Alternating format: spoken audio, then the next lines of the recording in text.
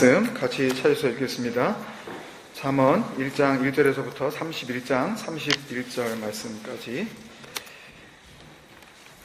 한 주간 동안 다 읽으셨기 때문에 잠언 1장 1절에서부터 우리 9절까지만 같이 읽겠습니다.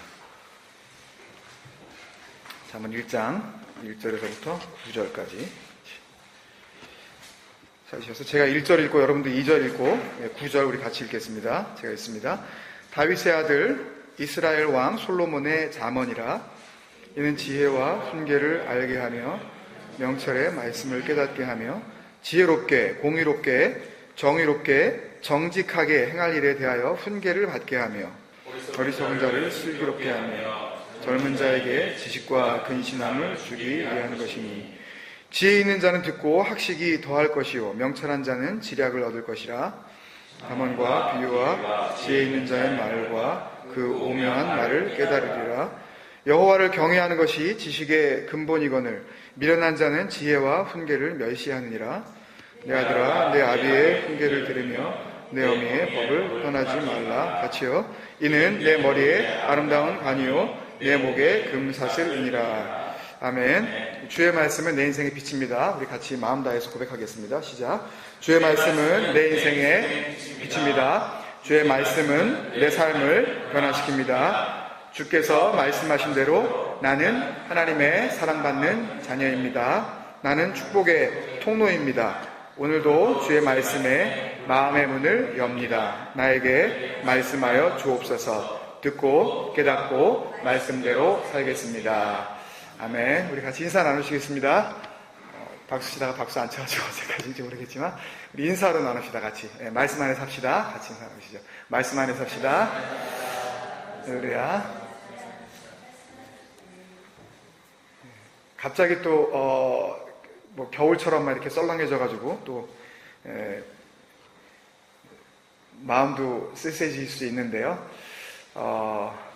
예배를 통하여서 우리가 또 찬양을 통하여서 우리의 마음이 하나님 앞에서 뜨거워졌을 줄로 믿습니다. 그 마음 가운데 하나님께서 말씀 주실 줄로 믿습니다. 전도서 이제 나가기 전에 잠언인데요. 이 부분은 아직 제가 원고로 안 썼기 때문에 수진이가 어떻게 통역을 할지 모르겠지만, 이 에덴에서 반목까지를 혹시라도 이게 진도 나간다고 생각하시면 이게 큰 문제입니다. 저는 우리가 지금 공식적으로 모이는 예배가 이제 2주에 한 번 모이는 어제 들으셨던 가정교회, 우리 그렇게 부르고 있는데요. 또 이 청년들, 우리 이제 학생들이 모이는 우리 청년교회, 그리고 우리가 다 같이 모이는 이제 공교회, 함께 모인다. 그래서 공교회. 이렇게 나눌 때, 그 모든 예배를 통해서, 그 단 한 번의 예배만으로도, 정말 생명이 얻어지기를 정말 간절히 저는 소망합니다. 저는 다른 은혜보다 제가 하나님께 받은 지금까지 하여튼 제 생각에는 크게 흔들리지 않고 여기까지 오고 있다라고 생각하는 것은 뭐냐면 저는 언제나 이게 마지막이라고 생각을 합니다. 이번 설교가 끝이다 나는. 그렇기 때문에 말씀을 준비할 때 제 마음은 제 개인적으로는 말씀 맡은 자로서 나는 지금 유언장을 쓰고 있다라고 그런 마음을 먹습니다. 다른 말로 표현하면 그 말씀 한 번 한 번을요 같이 나누시는 여러분들이 그 말씀을 정말 잘 받아들이시기만 하면 그 수많았던 말씀 혹 그걸 다 잊으셨을지라도 그 한 번 말씀 때문에 우리가 살아나게 될 줄로 저는 믿습니다. 혹시 이게 진리인지 아닌지 자기 스스로도 이렇게 확실하지 않은 그런 상태에 있던 분들이 하나님께서 하나님의 마음 갑자기 성령으로 확 이렇게 역사해 주셔서 말은 제가 하지만 물리적으로는 정말 살아계신 하나님께서 임하시는 그런 역사가 있기를 저는 늘 소망합니다.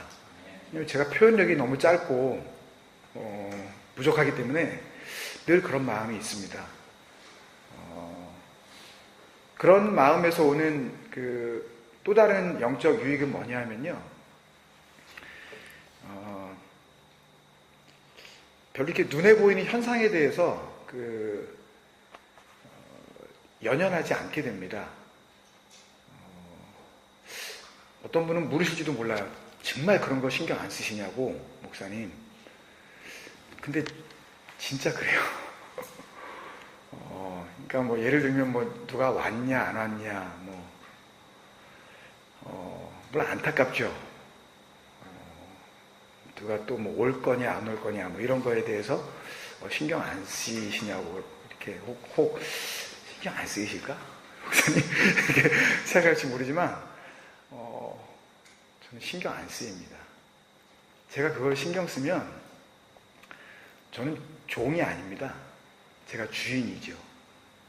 저는 그냥 종이기 때문에 정말 그냥 종으로 살다가 그냥 그렇게 종 상태에서 그냥 가고 싶습니다. 저는 정말. 그래서 여러분들도 동일한 마음이라고 저는 그냥 믿어요. 그리고 교회는 나오지만 제 생각에는 너무나 세상에 소위 로마 카톨릭은 물론이고 소위 개신교라고 하는 이 기독교 안에 있는 교회들도 은연중에 저부터 시작을 해서 본질에서 상당히 많이 벗어나 있었기 때문에 사실은 진리 앞으로 우리가 나아가려고 할 때에 다른 방해물도 많지만 그 많은 방해물보다 더욱 강력한 방해물은 나 자신입니다. 그래서 공동체가 혹 눈에 보이는 어떤 그 현상으로는 변동이 없을지도 몰라요. 그리고 사람들은 눈에 보이는 것들을 자꾸 따지게 되고 이런 것들을 이제 자꾸 감안을 하다 보면 결국은 영원한 진리 앞에서 자꾸만 멀어지게 돼 있을 수밖에 없습니다. 그래서 말씀을 들으실 때에 다른 부탁은 제가 안 드리고요. 이거 마지막이 될지도 모른다. 제가 그렇게 준비하니까요. 이거 마지막이 될지도 모른다. 그래서 참 여러 가지 우리가 준비도 부족하고 또 수진이가 그 빠듯한 시간 안에 또 통역을 번역을 이렇게 잘 준비해서 이렇게 또 섬기고 있지만 이런 모든 것들이 좀 연약하더라도 두 번 다시 이런 기회가 나에게 분명히 안 올 수도 있거든요. 그게 무슨 거짓말하고 제가 협박을 하는 게 아니라 정말 그럴 수 있어요. 그렇기 때문에 멀쩡히 삼시세끼 다 먹고 보이기에는 멀쩡하게 보이는 사람이 왜 저런 설교를 할까? 혹은 왜 저런 거를 믿는다고 할까? 라고 하는 분들이 혹 우리 안에 한 분이라도 계시다면 한 번쯤은 좀 궁금해해 주셨으면 좋겠어요. 저 사람이 왜 저걸 저렇게 목숨을 걸고 그렇게 준비를 하고 그럴까? 나는 아무리 들어도 와닿지 않는데 라는 분이 혹이라도 있으시다면 우리 자녀들 가운데도 있으시다면 마지막인데 한번 드러나 보자. 도대체 뭔 소리를 하려고 하는 건가? 하는 그런 우리 마음에 좀 이 나눔이 좀 있었으면 저는 정말 좋겠습니다. 그래야 우리 공동체 안에 능력이 나타나고요. 정말 삶을 통해서 여러분들이 보이는 현상 때문에 더 이상 힘들어하지 않으실 수가 있거든요. 정말 진리가 뭔지, 그 영원한 것이 무엇인지 이런 것들을 같이 붙잡을 수 있었으면 좋겠습니다. 서론이 너무 길어졌는데 그 결론을 먼저 말씀을 드리고 잠언을 좀 나누려고 합니다. 몇 주 전에 우리가 금요기도회 때 그런 말씀을 이렇게 간단히 설명을 드렸어요. 이 성경에 나오는 하나님의 말씀에 이제 많이 사용되어진 이 히브리 단어가 토라라 그랬잖아요. 근데 이 토라는 명사형인데, 이 토라가 이제 그 출발한 그 근원지가 있거든요. 그 말의 그 출발점, 그 동사가, 이 토라라는 명사를 만들어낸 동사가 야라였다는 말이죠. 야라. 여기 멜번에 그런 강의 있어가지고 우린 또 어드밴테이지가 있어요. 그걸 기억하는 데 있어서 야라. 그 야라가 뭐였냐 하면 가리킨다고 그랬죠. To point out, to show the way. 길을 보여주는 거예요. 누가? 하나님께서요. 그런데 여러분들이 읽으셔서 알겠지만 잠언의 주제를 뭐 여러 가지로 우리가 받은 은혜대로 이렇게 다 말씀을 하실 수 있겠지만, 왜냐하면 자기에게 주신 은혜가 각각 다를 수 있으니까요. 그래서 잠언이 우리에게 주고자 하는 그 주제는 우리가 읽어보면 잘 알다시피 하나님을, 오늘 말씀에 나와 있죠. 7절에 여호와를 경외하는 것이 지식의 근본이다. 그러니까 뭔가 지식, 지혜에 대해서 잠언이 막 이제 이야기를 해주려고 하는데, 그 출발점이 뭐냐 하면 여호와를 경외하는 것이다 그랬잖아요. 이 경외한다라고 하는 것은, 우리가 보통 경외 그러면 일단 생각나는 어떤 그 단어가 뭐죠?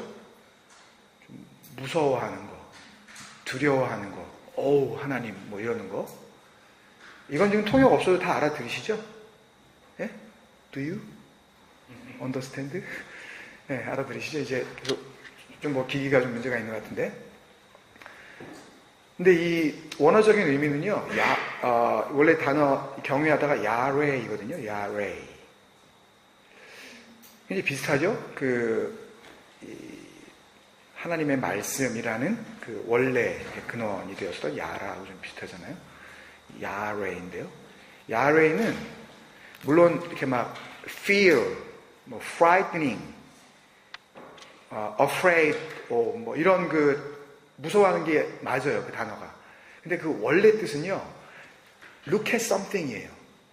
see something, 뭔가를 보는 거예요. 그래서 귀한 영적인 그 진리를 우리가 발견할 수 있는데요. 하나님의 말씀은, 토라는 뭔가를 가리키는 것이고, 그 하나님을 경외하는 것은 뭔가를 보는 거예요. 그렇다면 하나님을 경외한다는 것은 뭘 보는 걸까요? 하나님이 가리키고 있는 것을 보는 거겠죠. 그렇죠? 하나님을 경외한다는 것이 여러분들이 막연하게 생각하실지 모르는데, 경외한다는 게 뭐야? 무서워하면 되는 거야? 하나님 뭐 말 안 들으면 뭐 확 하나님이 벌 주실까봐 뭐 겁내야 된다는 거야? 참 큰 문제입니다. 신앙생활을 오래 한 사람들도요, 그런 걱정 때문에 교회에다가 헌금을 갖다가 바칩니다. 왜냐하면 재수 없을까봐. 액땜이라는 의미로, 에이, 그냥 이거 먹고 떨어지라 그래. 그리고 액땜하자라는 그런 마음으로 갖다가 돈을 집어넣는 경우가, 사실 이제 과장된 표현을 했을지 모르지만 그런 마음이 우리 안에 있을 수 있다고요. 교회 다니는 사람들 나온 가운데. 이거 안 내면, 요거 안 낸 것보다 더 큰 손해를 나에게 끼칠까봐 애따고 이렇게 갖다 좀 아깝지만 내버리자. 왜? 요걸 내므로서 다가올 더 큰 손해를 막을 수 있다고 생각을 하기 때문에, 이게 다 우리 안에 들어와 있는 샤머니즘. 내가 예배 안 드리면 다음 주에 뭔 일이 일어날까봐, 에이, 나가기 싫지만 나가주자. 이런 마음들요. 아무 상관이 없는 거예요, 이건요. 하나님하고요. 진짜 하나님을 경외한다는 것, 하나님을 믿는다는 것, 하나님은 우리 섬김을 받으려고 하시지도 않지만, 하나님을 섬긴다는 것은 한마디로 말하면 하나님이 가리키는 곳을 우리도 본다. 오늘 말씀의 결론입니다. 그냥 이대로 끝내버릴까요, 그냥? 한 개도 안 했는데? 영어 통역도 하나도 안 나왔고, 수진이 막 열심히 준비했는데? 그러면 그 끝에 뭐가 있을까요, 여러분? 하나님이 뭘 가리키고 있을까요? 여러분 뭘 가리키고 있다고 생각하세요? 우리가 가고 있는 이 성경이라는 큰 이 생명의 숲, 그 안에 나 있는 그 길을 가면 그 길 끝에, 물론 그 길에 동행하시는 분이기도 하지만 그 길 끝에 뭐가 있을까요? 하나님도 계시지만 하나님이신 예수 그리스도가 계시겠죠. 예. 그 예수 그리스도는 다른 말로 표현하면 뭔지 아세요, 여러분? 우리가 아직 죄인 되었을 때, 예? 우리를 위하여 그 하나님의 아들이 죽으심으로 하나님께서 우리에게 대한 자기의 사랑, His love. 그러니까 거기 그 끝에 보이는 그 아득하게 보일지 몰라도 그것은 분명히 뭐냐 하면 그분의 사랑인 줄로 믿습니다. 그걸 보고 가는 거예요. 하나님을 경외하는 거는 사랑 보는 거예요. 하나님 사랑 보는 거예요. 그 사랑 때문에 오늘 너무 뼈저리게 아픈 그런 가슴 아픈 일들이 있어도요, 육신적으로는 너무너무 마음이 아프지만 그 사랑을 바라보면서 그 사랑 끝에서 같이 만나게 될 그날을 바라보기 때문에 그렇게까지는 슬퍼하지 않을 수가 있는 거예요. 그죠? 김병희 집사님 미국에 갔다 오셨지만 그 아버님 그 끝에 가 계신다고 분명히 믿고 돌아왔기에 이 집사님도 그 끝에 계신 그분 사랑 안에 있는 그 아버지를 또 생각하면서 더 이상 슬퍼하지 않으시죠? 예. 그립기는 하지만 더 이상 가슴 아프지는 않아요. 그게 진리예요, 여러분. 그 진리 안에 우리가 거해야 되거든요. 정말 자유롭게 되어져요. 막 교회를 뭘 어떻게 해보려고 해서만 이렇게 나오려는 그런 발버둥이 없어도 됩니다. 이제 본론으로 좀 들어가고 싶습니다, 여러분. 지난주 욥기에 이어서 구약 성경의 이제 두 번째 지혜에서 잠언의 말씀을 나누는데요. 이 잠언 그러면은 선입견이 좀 있습니다. 통역 나옵니까? 예를 들면 이런 겁니다. 잠언은 명언 모음집이다. 좋은 말들이 많다. 잠언은 솔로몬이 지은 지혜 책이기 때문에 몇 장까지 있어요? 31장까지 있어서 한 달에 요거 딱 하루에 한 장씩 읽으면 아주 딱 떨어지게 잘 해놨다 이거. 하나님이 그렇게 읽으라고 잠언을 31장으로 만들어 놓으셨다. 예? 그래서 2월달 같은 경우에 28일이면 나머지 그 서너 장을 그날 같이 읽으면 되는 거고 30일이 됐을 때에는 까짓 거 하나 31장 한 번 더 읽으면 되는 거고 그래서 매번 이렇게 읽으면 1년에 나는 잠언을 몇 번 읽어요? 12번씩 읽고 그렇게 하다 보면 나에게 어떤 지혜가 솔로몬에게 주셨던 그 놀라운 지혜가 너에게도 임해. 그러니 잠언 좀 읽어 이 녀석아. 그런 사람 제가 봤다니까요. 우리 교회에는 있는지 없는지 모르겠지만 선입견이 있어요. 잠언에 기록된 그 951절이나 되는 말씀들은 그래서 신앙생활뿐만 아니라 우리가 일상적으로 생각할 때 일상적으로 생활할 때 내가 생활하고 우리 아이들이 이렇게 지혜롭게 잘 자라나는 데 있어서 이래저래 은혜도 되고 참 좋은 것들이라는 생각을 갖고 있습니다. 근데요, 다른 성경의 책들도 마찬가지지만 이 잠언에 기록된 수많은 말씀들도 그 많은 말씀들 가운데서 몇 구절만 따로 떼어서 이해한다든지 잠언에 있는 말씀이라면 잠언에 있는 말씀이니까 무조건 삶의 모든 상황에 다 적용할 수 있다고 하는 그런 생각은 지난주 우리가 욥기를 통해서 하나님께서 니네 그런 거 아니야 라고 이렇게 경계하셨던 그 욥의 세 친구 그 세 친구뿐만이 아니라 욥까지 포함해서 그 모든 그 인간들이 말을 했었던 그런 사고방식 그것이었다는 것을 우리는 잊으면 안 됩니다.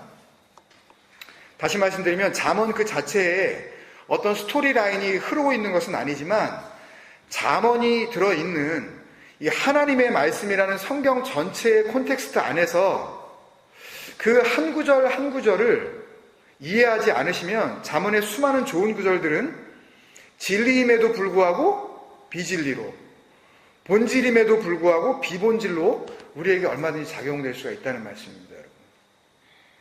그래서 잠언을 읽으면 사실 다 이해가 되는 그런 내용이에요.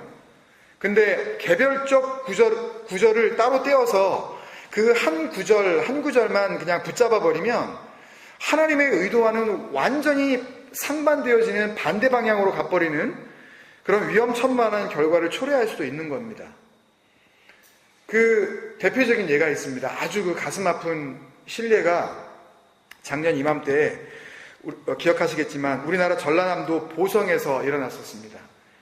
새 아이를 살해한 사건인데요. 10살, 8살, 5살 난 어린 그 자녀들이 죽었죠. 엄마, 아빠가. 그것도 뭐 정식 목사는 아니었다고 나중에 뭐 신문 보도가 나왔지만 뭐 그랬든 아니었든 간에 하여튼 뭐 다들 교회 목사님이라고 불렀었던 그런 역할을 하고 있는 사람이 자기 아이들이 평소에 말을 잘 안 듣는다고, 버르장머리도 좀 없고, 그리고 그때 또 감기에 걸렸는데 아이들을 감기에 걸리게 한 그 감기 귀신을 떨어져 나가게 해야 된다 그러면서 적용했었던 몇 개의 그 성경 구절이 있습니다.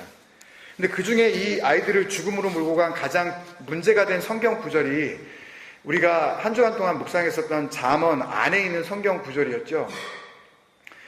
참 저는 그 말씀을 기억하면서 참 다시 보기도 민망한 말씀이지만 잠언 23장 13절의 말씀입니다. 이런 말씀이 있습니다. 아이를 훈계하지 아니하려고 하지 말라. 이게 한번 말을 꼬았어요. 그러니까 훈계하지 아니하려고 하지 말라. 뭐란 얘기예요? 훈계해라. 그래 놓고서 어떻게 하라고요? 채찍으로 때릴지라도 그가 죽지 아니하리라. 말씀이에요, 이게요. 하나님의 말씀. 거기다가 이 말씀을 적용할 때 이 말씀을 지원하는, 서포트해주는 다른 곳에 있는 말씀까지 인용을 하면서 아이들을 때리고 밥을 안 주고 그랬는데요. 그게 신명기 25장 3절과 고린도후서 11장 24절 말씀이었답니다. 신명기 25장 3절의 말씀은 이렇게 시작됩니다. 40대까지는 때리려니와, 이 연결이 되죠? 채찍으로 때려라. 그래놓고 성경이 40대까지는 때려라. 이렇게 돼 있으니까 정확하게 안내를 해주고 있는 거죠. 몇 대 때리라는 건지. 그것을 넘지는 못할지니 만일 그것을 넘겨 매를 지나치게 때리면 내가 내 형제를 경히 여기는 것이 될까 하노라. 사람을 너무 그냥 이렇게 경멸하는 게 될 수도 있으니까 때릴 때 몇 대까지만, 40대까지만 패라요. 그리고 고린도후서 11장 24절에는 앞뒤 문맥 다 떼어버리고 이 말씀만 붙잡아버린 거예요. 유대인들에게 40에서 하나 감한매를 몇 번? 5번 맞았으며, 그러니까 40대까지 때리라 그랬다가 신약에 와서는 한 번 봐줘라. 그래서 39대까지를 때리는데 5번 때려버려라. 그거를 39 곱하기 5. 이 목사 부부는요, 정말 이 어린애들을 자기 허리띠를 빼고 파리채를 들고서 39대씩 4차례에 걸쳐서 후드려 팼습니다. 말씀대로 한 거예요. 여러분, 이게 말이나 됩니까, 여러분? 세상에 어떻게 이런 일이 있을까? 뭐 아시는 분은 아셨고 모르시는 분은 또 이런 일이 있었나라고 생각하실지 모르지만 어떻게 말씀을 그런 식으로 적용할 수 있을까? 그죠? 어처구니 없지 않습니까? 그것도 남도 아니고 자기 자식들에게, 그 어린 것들이 숨이 넘어갈 때까지 지혜와 훈계를 줘야 한다고 말씀이 시키시는 대로 자기는 했다는 거죠. 그리고 이 아이들이 엄마 아빠의 폭력에 견디지 못하고 굶주림과 함께 정말 죽게 되자 그 아이들을 하나님께서 살려내실 거라고 믿으면서 기도문을 작성을 했는데 그 기도문 메모지의 마지막 부분이 일간지 신문에 캡처가 돼서 올라와 있었습니다. 그 아빠가 이렇게 써놨어요. 예수님 사랑해요. 예수님 구원해 주세요. 예수님 이름으로 기도합니다. 아멘. 이거 어떻게 받아들여야 될까요?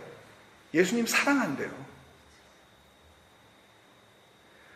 여러분, 너무 극단적인 예지만은요, 말씀을 개별적으로, 말씀 한 구절을 그냥 무턱대고 이 말씀 좋다. 제가 참 어이없는 것은, 그런 거 많이 팔죠. 한국에 가면 이거 원고에 없는데, 생명의 말씀사 뭐 이런 데 기독교 서점 같은 데 가면, 말씀 한 구절 한 구절 이렇게 해가지고 성구 이렇게 요만하게 해가지고 들고 다니면서 저는 하나님의 말씀이 정말 진리다. 그리고 하나님의 말씀을 성경 전체로 봐야 한다라는 것을 깨닫고 난 이후에 이런 것들을 만들어내는 사람은 뭐냐 도대체. 그리고 또 이런 것들을 사서 또 암송하라고 하는 목사들은 또 뭐냐. 저는 가슴을 칩니다, 여러분. 예를 들어서 여러분들이 잘 아시는 내게 능력 주시는 자 안에서 내가 모든 것을 할 수 있느니라. 모든 것을 해버리자 그냥. 그러면서 짓고 있는 게 서초동에 있는 그 교회 아닙니까? 예? 그러면서 성도들한테 하나님께서 능력을 주신다 그랬으니까 내가 모든 것을 할 수 있습니다. 약속을 받았으니 여러분들 이 교회 건축하는데 우리 다 같이 힘을 모읍시다. 뭐 이러고 이렇게 몰아가는 거 아니에요? 근데 그런 뜻이 아니잖아요, 그게. 내가 가난에 처할 줄도 알고, 부유한 데 처할 줄도 알고, 내가 모든 상황 가운데 자족하노라. 내가 어떤 상황 속에서도 그 어떤 상황이 나에게 다가올지라도 내가 하나님께서 나에게 맡겨주신 이 복음의 사명 감당할 수 있다라고 하면서 내게 능력 주시는 그분 안에서 내가 그 일을 감당하겠다라고 라는 그런 고백을 그 한 절만 뚝 띄어내가지고 내가 이 말씀을 잡아버리면, 그러면 그 말씀을 통해서 자기는 좀 힘을 낼지는 모르지만 누군가는 그 말씀 때문에 실족한다니까요. 뭐 저런 교회가 다 있냐고. 이게 무슨 신앙이고 이게 무슨 하늘나라냐고. 내가 다시는 내가 교회 근처 내가 얼씬도 안 한다고 하면서 그런 교회를 통하여 상처받는 사람들이 생기잖아요, 여러분. 여러분들 아시잖아요. 앞뒤 성경의 흐름을 무시해버리고 그냥 은혜가 된다고 붙잡아버리면 이런 말도 안 되는 일까지는 혹 벌어지지 않을지라도 말씀의 근원이신 하나님의 눈에는 사실 그 사람이나 하등 다를 게 없는 똑같은 어리석은 자가 되는 것입니다, 여러분. 그래서 잠언의 두 번째 단락인 이 잠언 10장부터 마지막 31장까지는요 그렇게 앞뒤가 전혀 연결이 안 되는 소위 그 개별 잠언들, 아주 그 인디비저한 이 잠언들이 계속해서 막 연달아져 나오고 있는데요. 거기에는 역사적 배경도 없고 각 절마다 내용이 전혀 연결이 안 되기 때문에 정말이지 바른 신앙 안에서 그 개별적인 말씀들을 건강하게 이해하지 않으면 위험한 말씀들이 곳곳에 도사리고 있습니다. 한두 가지만 예를 들어보면요. 잠언 25장 24절, 다투는 여인과 함께 큰 집에서 사는 것보다 움막에서 혼자 사는 것이 나으니라.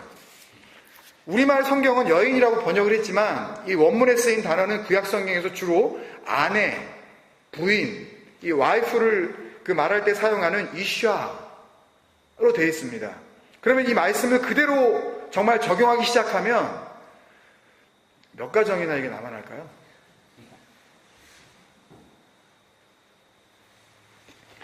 참 오해될 만한 말씀이 더 많이 있지만 하나만 더 예를 들면 23장 20절입니다. 술을 즐겨하는 자들과, 이건 그럴만하다고 쳐요. 이건 그럴만하다고 쳐요. 술을 즐겨하는 자들과, 이 뭐 그럴 수 있다. 술을 즐겨하는 자들과, 이 문제 있다.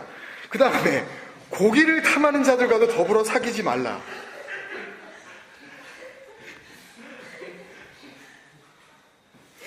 그러면 이거 어떤 집사님 이거 장사 어떻게 하시나요, 이거?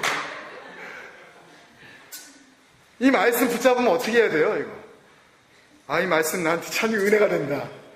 에? 우리 교회 안에서, 뭐 멀리 가지 않고 우리 교회 안에서만 해도 어떤 일들이 벌어질까요? 여러분, 이렇게 아무런 역사적 설명도 없고 왜 이런 말씀이 나왔는지 상황적 배경이 없는 자그마치 659개나 되는 잠언들이 쏟아져 나오는 것이 이 10장부터 31장까지의 내용인데요. 그러니까 각 장별로 내용을 요약할 수도 없고요. 너무나 많은 주제들이 쏟아져 나와서 그 안에서 하나님의 뜻을 분명하게 발견한다는 것은 그렇게 쉬운 일은 결코 아닙니다. 그럼 그 많은 말씀들이 선포되어지고 있는 이 10장부터 31장까지의 잠언을 우리가 어떻게 그러면 이해를 하고 어떻게 받아들여야 하는가? 그것이 굉장히 중요한 잠언의 열쇠인데요. 그 해답은 바로 1장부터 9장까지에 숨겨져 있습니다.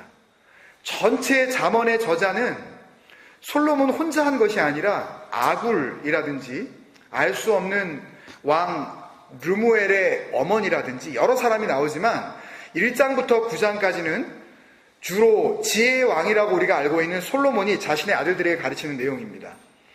잠언의 주제이기도 한 이 지혜라는 단어를 히브리어로 호크마라고 이렇게 하는데요. 이 호크마라는 단어는 뜻은 제가 그 파워포인트에 설명해 놨습니다. 이 호크마라는 단어는 여성 명사